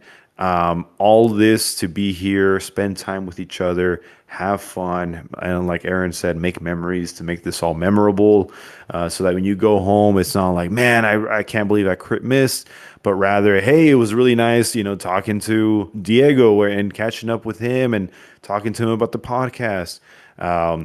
Or Aaron to see, I had some ideas for Silver. I wanted to kind of see what Aaron thought about it. That's really what it comes down to, the community. And so Aaron said it best. Just be real, have fun, and you will be compensated. And if you win, awesome. And if you don't don't be sad you didn't win fellowship. That's kind of against the purpose, right? Yeah. Contradictory. It's like, damn, I was being so nice all day, and I wanted to win fellowship, and I didn't. That's not the way to look at it. The people that least expect it, I've seen usually win fellowship because they are just genuinely that nice or that generous, or understanding, like whether it's during the game and lets you take something back that you just genuinely forgot, or what have you. This is an awesome inclusion. I hope it doesn't go away because this is a great idea, man. Yeah. And yep, once again, battle royales up the wazoo. So there's a bunch of prizing. Don't ever fear that there's not going to be prizing for battle royales. Just looking at this list, I mean, it'll take me like 2 minutes just naming all of these LEs that can Yeah. be given out. Also, worth mentioning, fellowship one shot. So this is the first one shot, I believe, that's been given out as an LE. Or I don't know if it's Yes. considered an LE or not. It Well, is. Okay. first convention style one shot. Right. They Right. have the things and the like release day kits and stuff like that. But yeah, it's the first time we've had one specifically like premiered at an event. Yes. And I got to say also, if you're a competitive player, going to these events is key because a lot of great LEs or convention exclusives are released at these events. So you can't, it's hard to argue that you're a competitive HeroClix player if you don't go to Worlds, you don't go to HeroClix for Huntingtons, you don't go to CCO, any other events, Red, White, and Clicks. It's hard to argue you're a real competitive player if you don't attend any of these events. The Fellowship one shot, since we're already talking about Fellowship and LEs or convention exclusives, says effect at the beginning of your turn, you may roll a d6. If you do, choose up to 2 friendly characters to heal equal to half the result. Then an opponent may heal one of their characters equal to half of the result. So, it really focuses on helping your friendly characters out, but also Fellowship's also about it being inclusion of your opponent, of the person in front of you. So they also get a smaller benefit of you using this one shot. And for 5 points, this is just an easy add-on. It kind of still goes around Bloodstone if you're rolling hot enough. If you have Bloodstone, then it also hinders your opponents, so they don't gain so much from it. This is an awesome one shot, and I see it also being played in every team that can heal or that should be healing. Yep. That's just one of the many things that are going to be debuting at this event. So going into Sunday, this is maybe easy to argue the main event, or the conclusion of the main event rather, the Silver Age World Championship. So ROC is primarily silver. Is that fair to say, Aaron? Yeah. Like we talked about it earlier, where there are seasons. Yep. ROC is known for running the World Championship. Yes. Sidebar, I am excited that we have a pseudo nationals event at Worlds with the Intercontinental Championship. That was a lot of fun to cultivate. So there are some big players that show up for this one. Isaac, Yes. Dan, John Michael, Yes. Joe Harrison, those players come to play, and you can see a lot of unique builds. You guys For need real. to be watching the regionals, or you're getting some data from that stuff to see Yep. what people could be showing up with or testing out. You never know. Yep. And that's the cool thing about silver is that there's always a new meta that's being cooked up somewhere in some corner of the world. Kind of like with Isaac's Angel Bomb that was kind of debuting last year or so, Yep. where that figure was silver for as long as silver existed, but maybe it just wasn't either activated until some sort of modern figure came out, or it just wasn't cooked up until Isaac put his hands on it. And much like a lot of things that Isaac builds with, it becomes a big talking point across the community almost instantly. So it's going to be interesting to see what Isaac and other strong players bring to the field this next week. Poor Diego. Wild. Hey, Diego. Yeah, let's see what Diego's got actually as well. Oh, Diego, are you playing this one? You doing silver? Yeah, remember I mentioned earlier that I was gonna play Sunday. Okay. So, but to play Sunday, Aaron, help me out on this one. To play Sunday, you first must qualify on Friday. Yep, Friday. Friday's the week. So you qualify there, and then you get to move into the 10:00 a.m. slot on Sunday. Yes. I am a big proponent of no one gets straight to finals. And the way we do this, because of how the points work, where you can trade and or buy them. So you got your big dogs that have their 200 points showing up for Sunday, and you're gonna get to work real quick. So if you make it to Sunday, you need to be well rested. Make sure you've got snacks, any kind of drinks you need, and be ready for a long day of mental math and mental exhaustion. It's part of it. Heroclix is already a big in-depth game. Silver is going to give you twice that. Yes. So be ready. It's going to be a good long day. We are aiming to try to get done at a decent time, as always. Yes. We did skip over one thing. I got to go back to Scott Porter versus the World. Yes. At, I believe it's 8 o'clock. No, is it 7? 7 or 8 o'clock on Saturday night is the auction / dinner.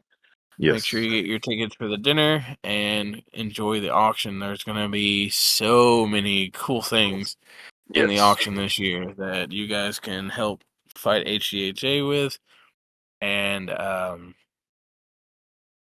go home with. There are some I wonder unique items. Yes. Every year, at least from what I've seen or since I've gone, they always make a custom figure for Scott Porter. Of a movie that he's played in or like a video game. I wonder if they're gonna do the same thing this year. Maybe it has been talked about. There's a minimum of one definitely gonna be in the auction. I think they're trying to figure out how to get the other one done soon. Yeah, if I had to guess, it's probably Star-Lord, but we'll see.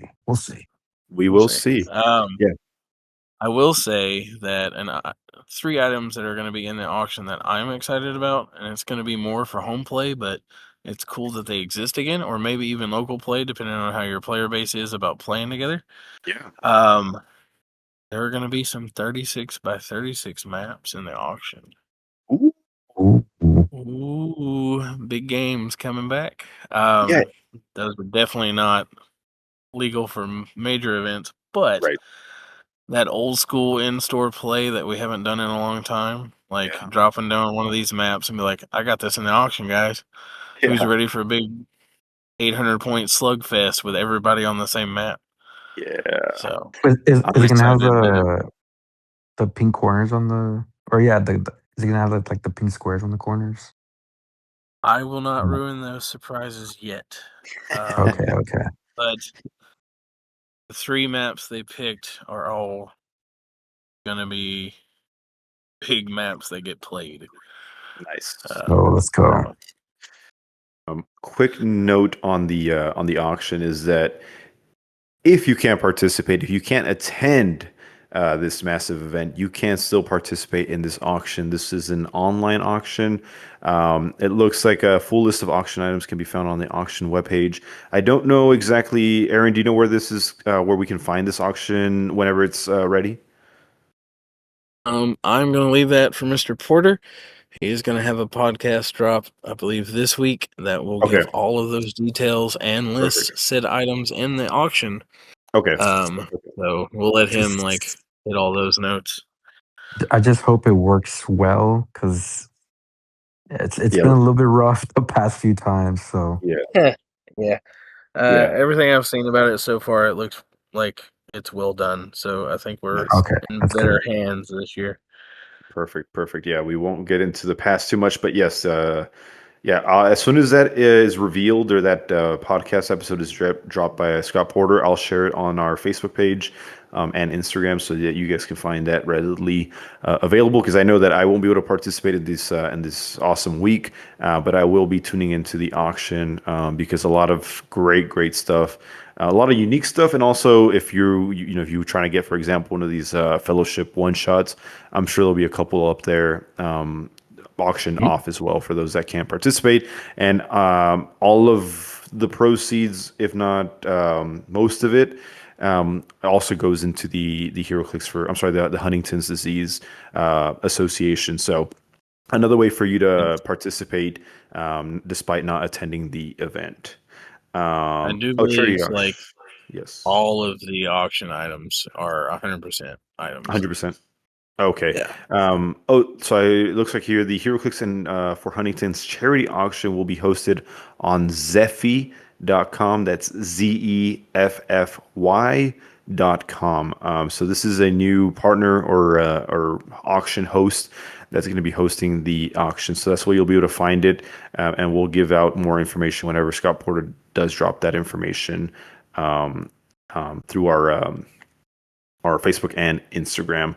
So that kind of wraps up the event as a whole.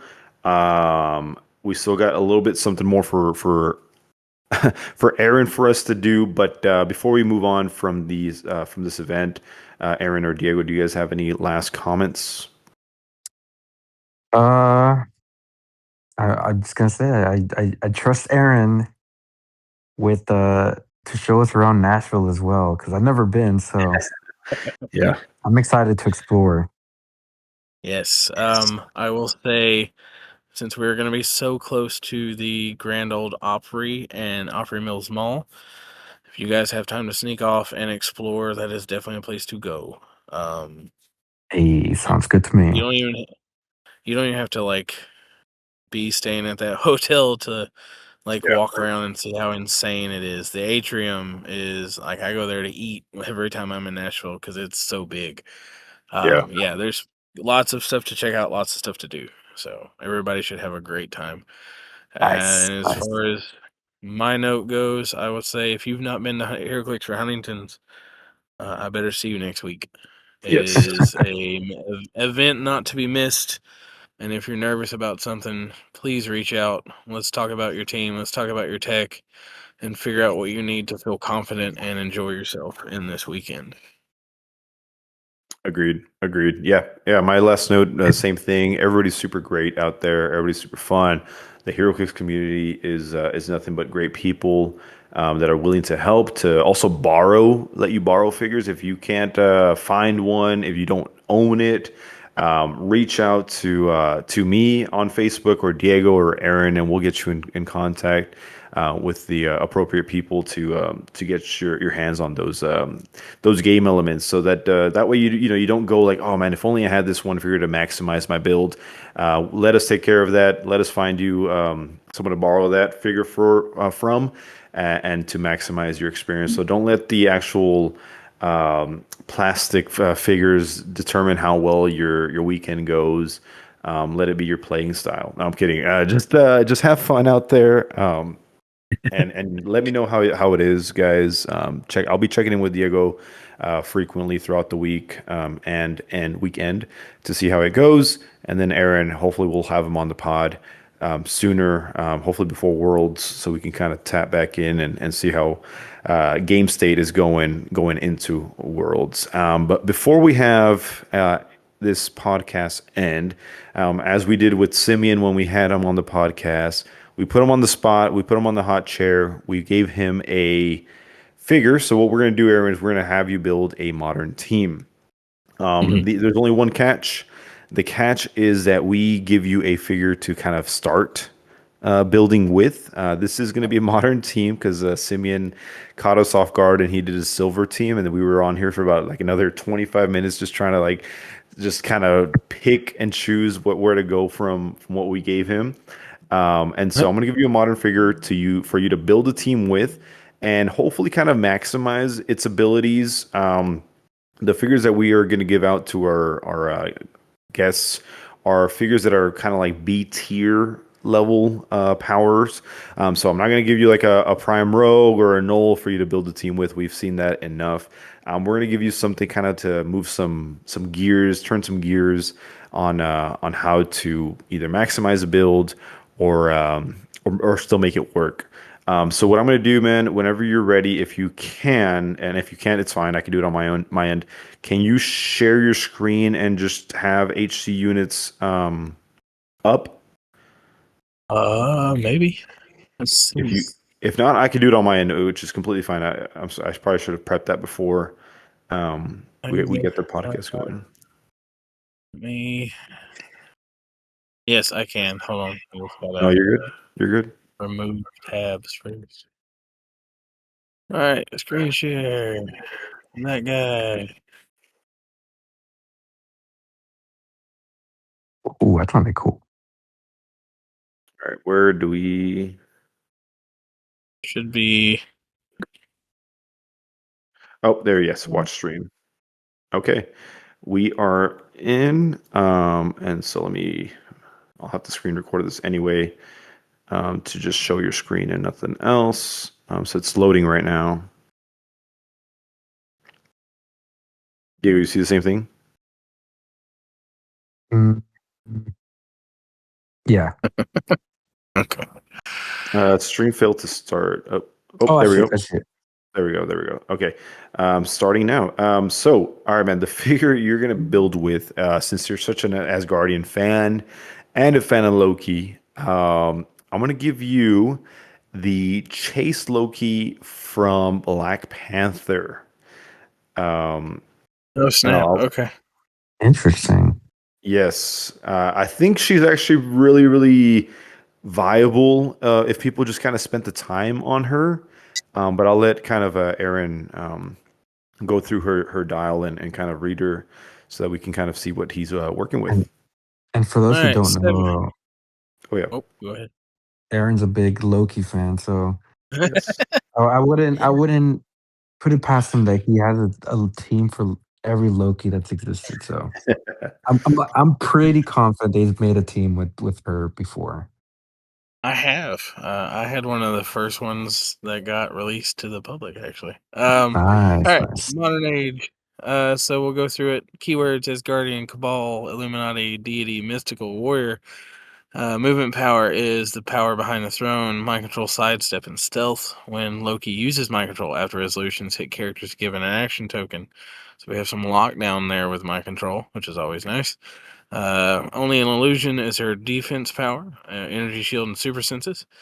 And then her damage power, IME first, last, and always. Probability control, shape change. When Loki uses shape change and it succeeds, the attacker can't select a new target, and you may have them become the only target of the attack. Protected outwit. So, 70 points, improved movement, characters. This one, let's get her added. Range force. I Yeah. think I know where I want to go. Yeah, Oh, yeah. go Go ahead. ahead. Go ahead. As you kind of build and you kind of look at this, talk us through your thought process, where you go from here, what you're looking at, and everybody has their own play style or build style. So let's kind of see what you work with.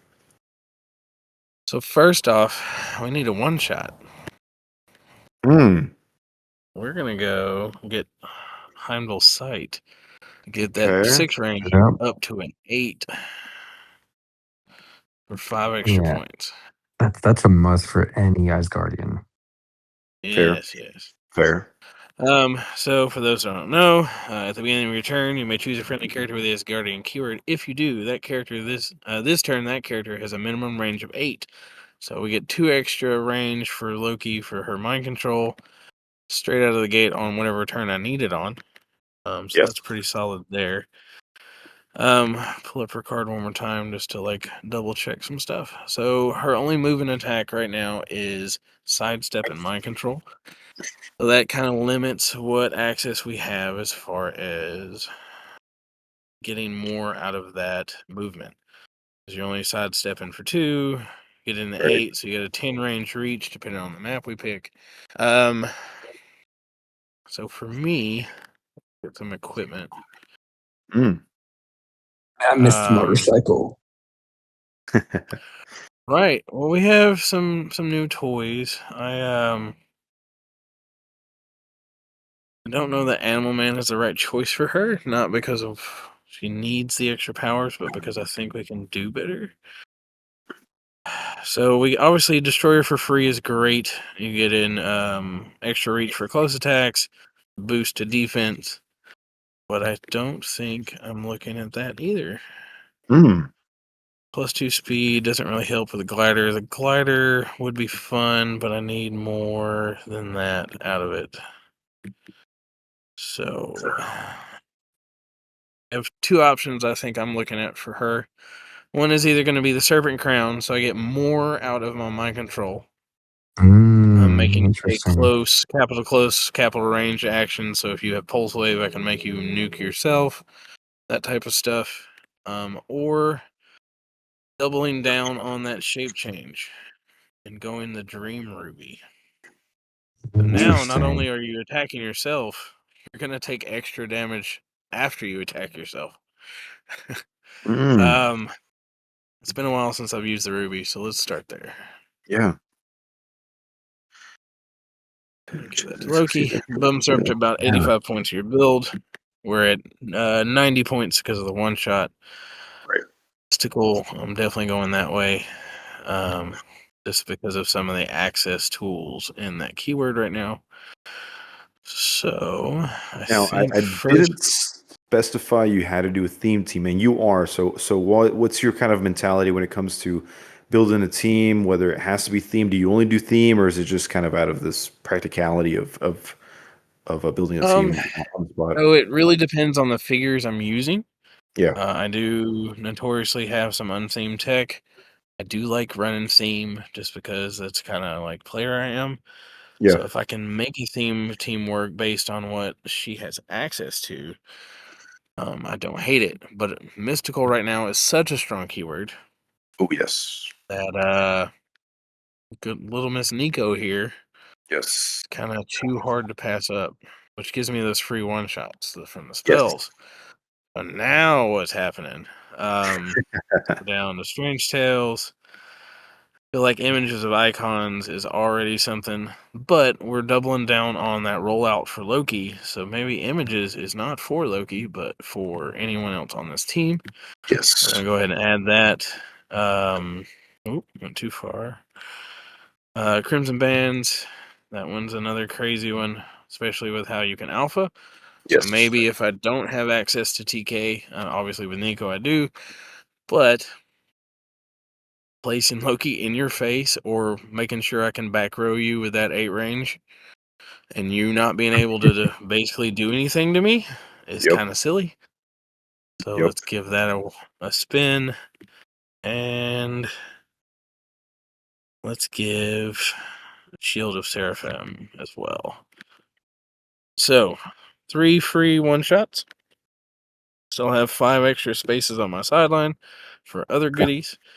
Yes. Let's get back into that tech. So looking at Nico, getting to pick a power, so an extra support power like Perplex, Outwit, whatever I need.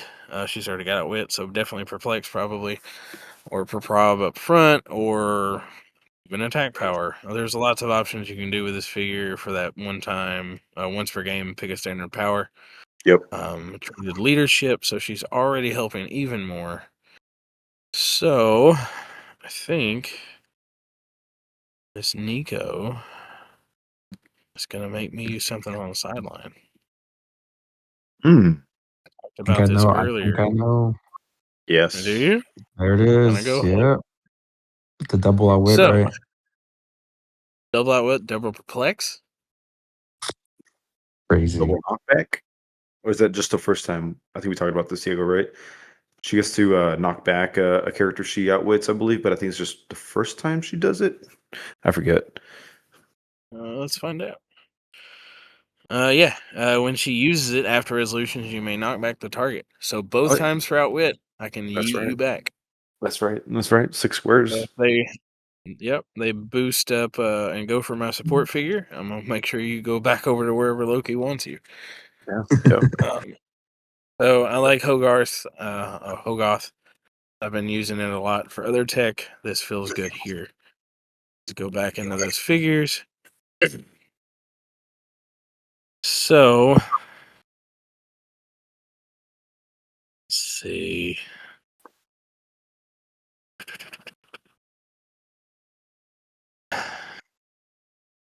I'm interested to see where you take this next.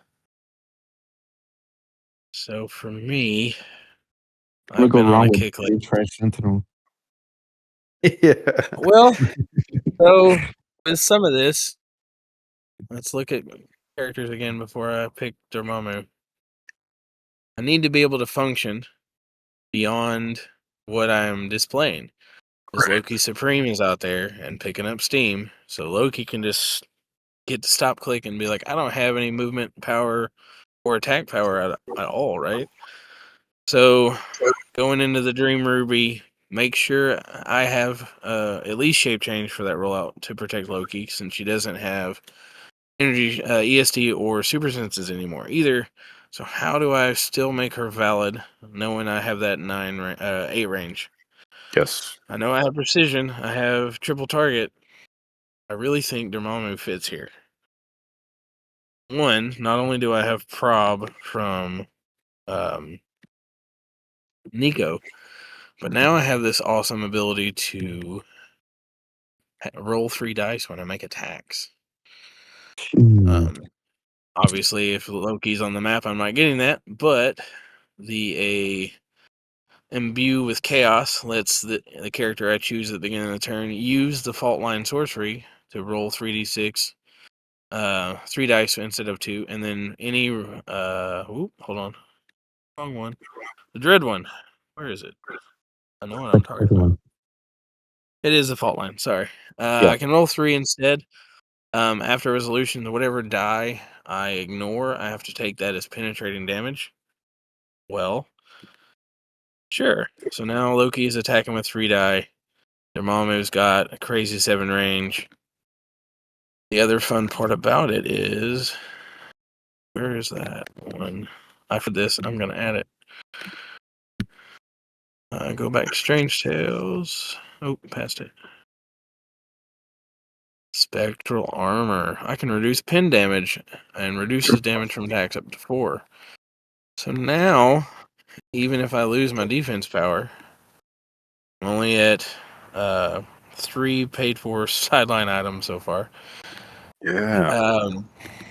Loki can reduce that damage from the Dread One trait. Damn. Okay. I didn't see that one coming. Right. So if I roll a 3, I just reduce the 2. Right? Yeah. Depending on whatever I have access to. So I feel like I have solid support so far for Loki. We do need another attacker. So we're looking for that. Who did I like? Where are you with points right now? I am at 180. 180. Okay. Yeah. Okay. I definitely have space to play The around. agate is actually pretty good. Yeah, I agree. She is. The 99 one. Oh, Well, yes, but you gotta keep in mind, like, what happens if Loki gets her? Then there's no defense powers or damage powers. Yep. True. So we need a solid backup character that doesn't care about Loki Supreme. And to keep in theme of, so far, almost all girls on this build, let's bring Mom in. All right. 50 points for Freya and all the fun stuff she does. Doesn't care if Loki pulls that power and says you only get standard powers. Really hard to kill. Triple prop for Asgardians. That's really good.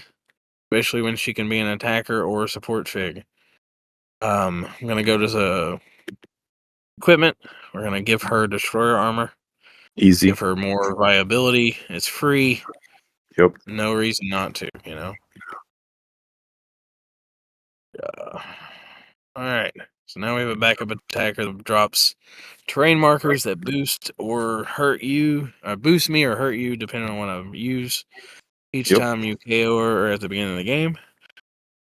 Still have about 80 points left. Am I gonna be the wild man? I might be the wild man.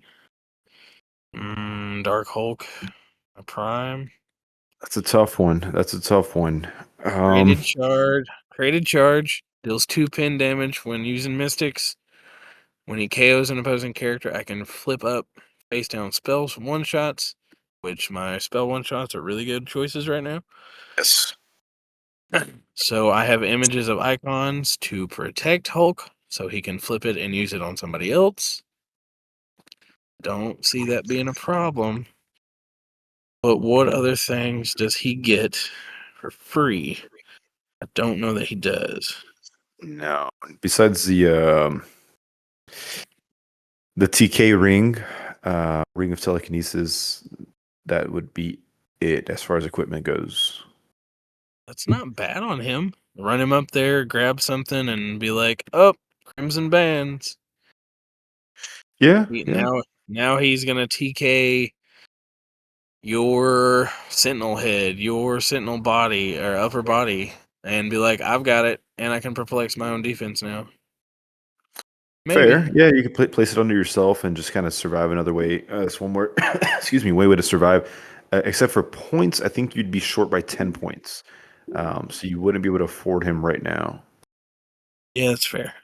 So I think I go back to a tried and true figure I enjoy playing. I gotta go to the next page though. Boom. Going to Trove. You know where I'm going? Going to Doom. Get those Doom bots. Get me a secondary attacker with good support powers. And I don't know if I'm over 5. Yeah, Can't I think do it. 70 is what you got. All right, hold on. We'll find it. I think you have So a good mystical attacker right now. Honestly, Bloodstone is not a bad idea. he's Ulysses. not. You don't have a But prime either. Are you talking about Ulysses Bloodstone? Yeah, Yeah. Ulysses. Yeah. I So used to again, love him, but he just does trying things really well. to have figures that can handle Loki Sorcerer Supreme that aren't hurt by Beetlejuice because he's still in Modern. Yes. I don't hate Snowbird. Beetlejuice doesn't stop me from picking powers. Loki doesn't stop me from getting any of my extra abilities because they're all traits and standard powers. So I can always have a defense power. I'm protected, perplex, opposing perplex, and opposing outwit. If you have the deity keyword, you're -1 to defense. She's got prob up front, precision strike.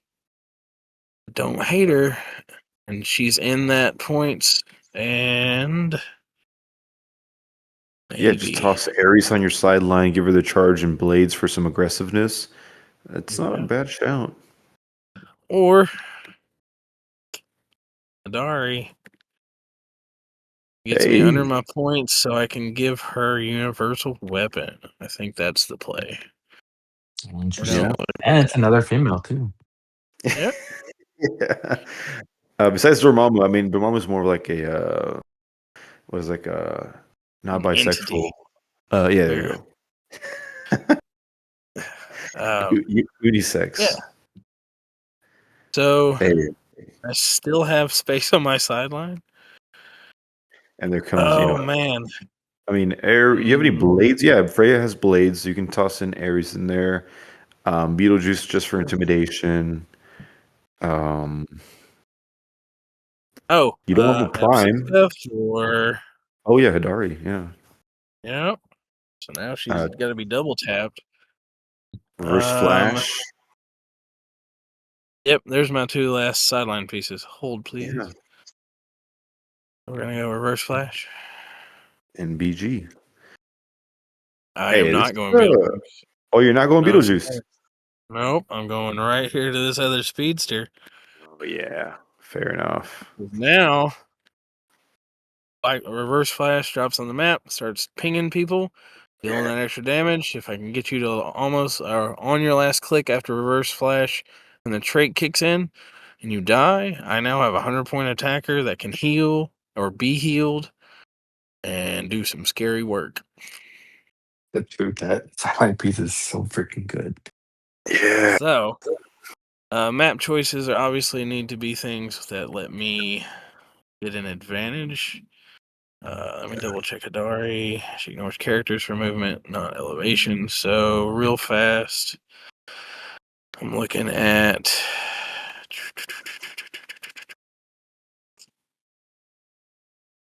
I think I want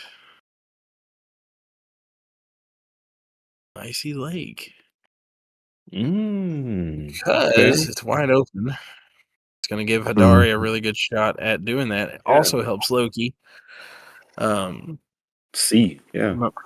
Yep. At least start there. I would probably deep dive into the other characters to get further into map selection. Terrain markers. What points am I at still? Am I maxed out on points? I am. So let's build out how to protect everything else on my team. Excuse me. This is a sick team. Well, This is awesome.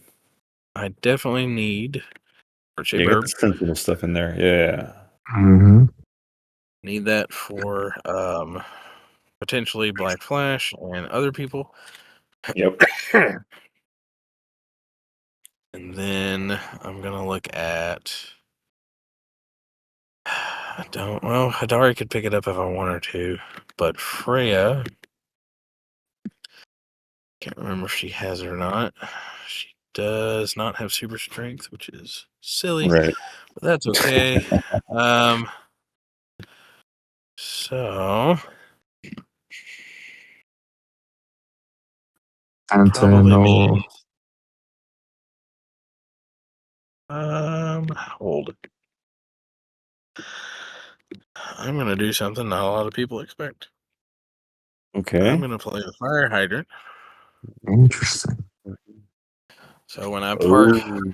Dari on top of this thing, and now all the characters get knocked back for extra damage. Same thing for Loki. If I need her to really attack you. Damn. And I think the last one is gonna be the semi-surface. Locking them up a little bit. Yep. At a chance to remove your improved movement abilities and your ability to be TK'd. Oh yeah, dude. Oh yeah. Yep. Yeah, so I think kind of see the vision here is like, hey, you know what? First turn one, if you have already, a good line of fire, and I mean the range will be 8 with Heimdall's sight. Just position Loki, get some mind controls in, get him close enough, have them attack each other first, then close enough for Hidari to do a little pulse wave, hopefully adjacent to that fire hydrant for some knockback. Hoping there's some maybe blocking out there because the Icy Lake's fairly empty as far as blocking, besides that little like building and I think there's like one rock or something on each side to hopefully hit something. If not, at the release, just push them back and hopefully destroy any formation they got going. And when they do decide to come in, Freya maybe has one of her blocking terrains that maybe bumps up defense or reduces attack, is I believe what the other one does. And then Nico there for pick a power in case she wants to get aggressive or even more support. And you have some contingencies with your sideline with the armors, the one shots, Hogarth for pushing back as well, reverse flash in case they miss. Dude, this is actually a well layered team that you built in like 10, 15 minutes. I know it's pretty good. And it's got my like blueprint on it. Yeah. Got some solid attackers, some fun gimmicks. Maybe Dormammu lets Hidari roll 3 dice for her pulse wave. Maybe I get that critical hit. Yeah. That's right. So, definitely some options people are overlooking that I think would surprise people. Some staples for sure, but a different spin on how I want them to function. I think this is pretty good for a start. I do need like 2 backup maps, but I need to really like look at No, Rhea and Hidari and how I want it to play out. Yeah, I mean, this is kind of the whole purpose of this segment is to kind of put the guests on the spot, give them a B tier figure, which you kind of made this low key a little bit more like an A at this point, but but generally a B tier figure, and then kind of also see how they build. So this is also like new player friendly because they always ask, where do I start? What do I look at? And so this is kind of Aaron's take on how to get a team going. And I like how you went into the maps and the terrain markers. Usually we just kind of, hope for a main force and a sideline. But you went all out, kind of just explaining your train of thought and how you build, man. Yeah. Always fun. I like doing this kind of stuff. I think Yeah. I've gotten to the point now where I'm like, give me a figure. I'm going to build something because I'm bored. Yeah, So, yeah. That's It's nice exactly what we to see did. you. Yeah, yeah, I mean, that's exactly what we did. But it's nice to see you not build with Starro all the time or the butterfly. I know those are your two staples as well. So it's nice to. oh, wait, hold on. I get to laugh Oh, before we disconnect this. Uh-oh. what are you doing? Where's What are he you at? doing? Oh, he's gonna add Star. I'm gonna. Yep. Let's see. Which one is it? Look, God damn, man. That's a lot of love. Yeah, I got God damn. freeze. This is my modern build. I am working with Sorcerer Heroclix. Interesting. Baron von Struck. I wasn't expecting that. Ramonda, yeah, Dormammu Star. Yeah, there's Starro. There he is. Yep. Copycat and Bat. Yeah. Yeah, that's interesting. Yeah, I want to see Loki in action, man. I know that he's gonna be played next week. So keep an eye out for that. Let me know how it plays and what you would do differently or what they did right or well, rather. Because I don't think that he's kind of seen his portion of play in modern yet, or meta modern, I should say. So it's gonna be interesting where he lands after this event, man. Oh yeah. Well, gentlemen, I appreciate you guys spending the time with me tonight. Thank you, Aaron, once again, man, for your time and sharing your expertise and what a format like Silver is in Huntingtons, the Heroclix for Huntingtons event, and then once again in building a team with us. Thank you for everything, man. Thank you for everything that you do for the community, for the game as a whole. It's such a big impact. I don't think you get enough recognition in it. So thank you from us, the Alpha Strike, Diego and I, for everything that you do, man. Appreciate it. Yes, thank you. That means a lot. Absolutely, man. Absolutely. We'll be seeing or hearing more from Aaron in the future. Like I said, he's a close friend of ours. We've have a rich history ever since getting second place on that one event where we were fairly new, and we just got it together. I mean, it was funny because there was not like a MVP in our team. I think we each took a loss where we needed the other two to win, and we did that. Obviously up until the final.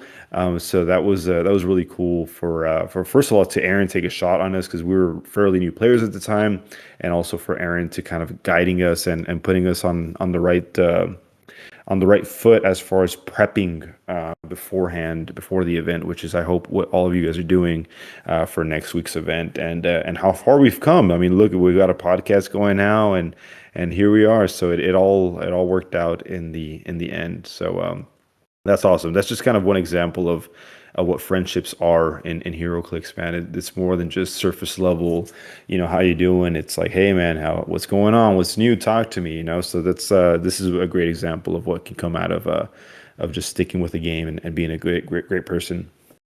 Yeah, man. Absolutely.